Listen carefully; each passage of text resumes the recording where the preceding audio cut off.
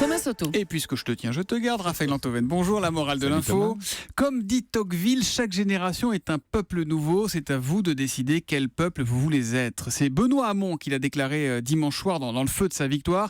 Une citation de Tocqueville sur laquelle vous avez choisi de vous attarder quelque peu ce matin. Oui, parce qu'elle est fausse. Ah bon, elle est fausse. Oui, la phrase exacte se trouve dans De la démocratie en Amérique, et Tocqueville dit ça. Les nations ne vieillissent point de la même manière que les hommes. Chaque génération qui naît dans leur sein est comme un peuple nouveau qui vient s'offrir à la main du législateur. Ouais, oui, vous chipotez, il y a plus de mots, mais c'est pareil. Non, c'est pas du tout pareil, pardon Thomas.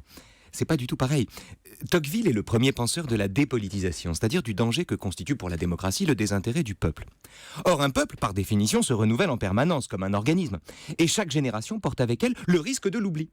De sorte, dit Tocqueville, qu'il dépend des lois de conjurer cette amnésie et de réveiller sans cesse l'instinct de la patrie, dit-il, en inscrivant les nouveaux citoyens dans l'histoire et les habitudes qui les précèdent. En un mot, le fait que, citation donc, chaque génération soit comme un peuple nouveau, n'est pas du tout le credo d'un enthousiaste, mais c'est le constat d'un anxieux. Ah oui, alors que Benoît Hamon, il se sert de cette phrase pour galvaniser ses troupes. Mais oui, mais c'est toute l'ironie de l'histoire. Que Benoît Hamon ait à cœur de présenter sa victoire aux primaires comme le matin de la gauche et sa résurrection, c'est de bonne politique. Sauf que, pour ce faire, il cite un mélancolique aux yeux de qui le désir de couper les ponts avec le passé produit des catastrophes. Alors, petite pause, en fait, c'était qui Tocqueville? Alors, Alexis de Tocqueville, en peu de mots, était le plus grand penseur libéral du 19e siècle.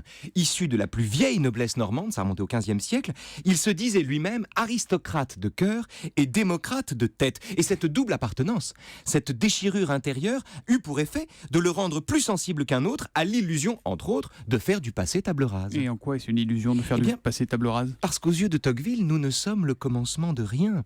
Et notre désir lui-même de tout recommencer témoigne de la persistance en nous d'une très vieille passion.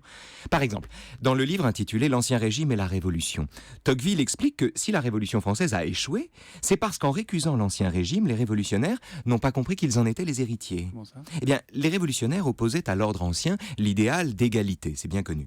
Mais ils ne voyaient pas que l'idée d'égalité leur venait de l'Ancien Régime lui-même et du nivellement des conditions sous la tutelle d'un roi. Ça, c'est Tocqueville qui l'explique.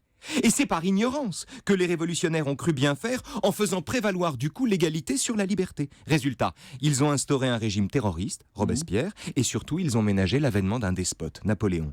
Autrement dit, de la méconnaissance et le refus du passé ont produit son retour, et c'est ça que Tocqueville veut dire. Et la morale de l'info alors? Quand elle croit qu'elle recommence, l'histoire bégaye. La morale de l'info, Raphaël Antoven, tous les matins avant 9h sur Europe 1. À À demain, demain, les amis. Raphaël.